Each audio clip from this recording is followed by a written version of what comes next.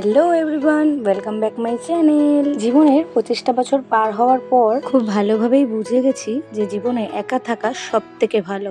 একটা জিনিস খুব ভালোভাবেই বুঝে গেছি, স্বার্থ ছাড়া কেউ কারোর সাথে থাকে না। যতদিন তুমি করতে পারবে সবার জন্য তখন তুমি ভালো, আর যখন তুমি করতে পারবে না তখন তুমি সবার চোখে খারাপ মানুষটি হয়ে থাকবে। তুমি যাদের জন্য সর্বস্বটা উজাড় করে দিচ্ছ তারাই একদিন তোমাকে বলবে কি করেছো আমার জন্য, বা এটাও বলতে পারে কেন করেছো আমার জন্য, আমি কি করতে বলছি? তোমার একা থাকাই ভালো।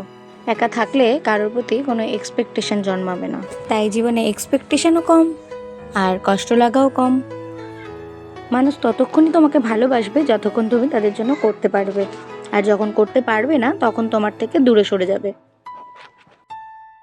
আর যখন স্বার্থ শেষ হয়ে যাবে তখন তোমাকে ছেড়ে চলে যাবে। ব্যাস, সিম্পল। মানুষ তো জীবনে ধাক্কা না খেলে শেখে না, তাই প্রতিটা মানুষের ধাক্কা খাওয়াটা জরুরি। ধাক্কা খাওয়ার পরই সে উঠে দাঁড়াতে শিখবে। কোনটা ঠিক কোনটা ভুল, কে পাশে থাকবে কে ছেড়ে চলে যাবে, সেই জিনিসটা বিচার করতে শিখবে। দেখো, তোমাদের সাথে গল্প করতে করতে কিন্তু আমি অনেকগুলো কাজ করে নিয়েছি। পুজো দেওয়া তো মোটামুটি হয়ে গেল। আমি এখনো ব্রেকফাস্ট করিনি, এখন ব্রেকফাস্ট করব। আমি খাচ্ছি ওটস। যাকে ছাড়া আমার সকালটা ইনকমপ্লিট, আমাকে খুব এন্টারটেইন করে, সেটা হচ্ছে পাশের বাড়ির ভাই। ওর নাম অনুরাগ, আমরা ডাকি ভালোবেসে হাব্বা বলে। সারাদিন এভাবে এন্টারটেইন করতে থাকে।